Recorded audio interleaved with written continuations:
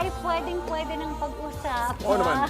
Tama naman yan. Kaya pag mabilisan ang tanungan, ang nakaraan ay hindi pwedeng matakasan. Kaya umpisahan na natin ang simbilis ng kidlat na tsikahan dito sa Lightning Laglagan! Ito na mechanics natin. Meron tayong lightning bolt sa sahig. Okay. Priscilla at Leandro, may set kami ng mga tanong para sa inyo. Kada sagot, step forward. Kailangan short and quick ang pagsagot. At mamaya, nyo na isipin kung paano nyo ipagtatanggol yung mga sarili ninyo. So, no explanation. Sagot lang. Okay. Mars, magpakatotoo ka dahil Laglagan laglagan na! Kung ikaw ang masusunod, ano ang mas gusto mong pangalan? Abby Viduya o Priscilla Almeda? Abi Biduya. Ano ang ibabuelta mo sa mga nagsabi sa iyong hanggang pagpapasexy ka lang? Mahirap magpa-sexy. Sa buong cast ng Lolong, sino ang pinaka nalilate palagi sa set? Wala, kasi sabay-sabay kami na dumarating sa set. Kung makita mo by accident ang ex ng partner mo, what would you do or say? Nothing. Okay. Yun yung pinakamaikling sagot, ah. Nothing. Ano ang pinaka-sexy na part ng katawan ni Leandro noon at ngayon? Ay! His eyes! May time ba noong 90s na may co-star ka na nagparamdam sa'yo ng pagiging ungentleman-like behavior? Wala. Wala. Sa mga kapuso actresses na kilala mo ngayon, sino ang pwedeng sumunod sa yapak mo in sexy roles if given a chance? Bianca Umali. Yun! Yay! Yay! You made it! Okay! Bilis, ha? Ito dapat mas mahirap ang mga tanong dito eh.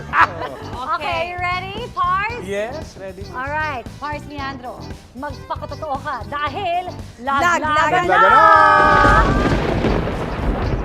Kapag ma-offeran ka ulit ng bold roles ngayon, tatanggapin mo ba? Hindi na. Nagkaroon ka ba ng leading lady na nakarelasyon mo at hindi nalaman ng press? Wala. Bilis, oh! Talaga ba? Ano ang pinakaunang reaction mo nung nakita mo sa personal si Priscilla? Natulala.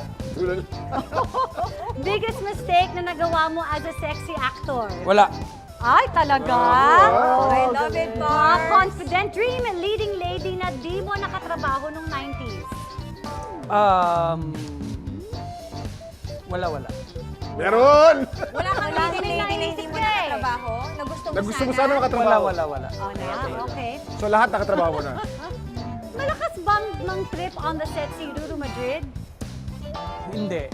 Hindi. Minahal mo ba in a romantic way si Priscilla?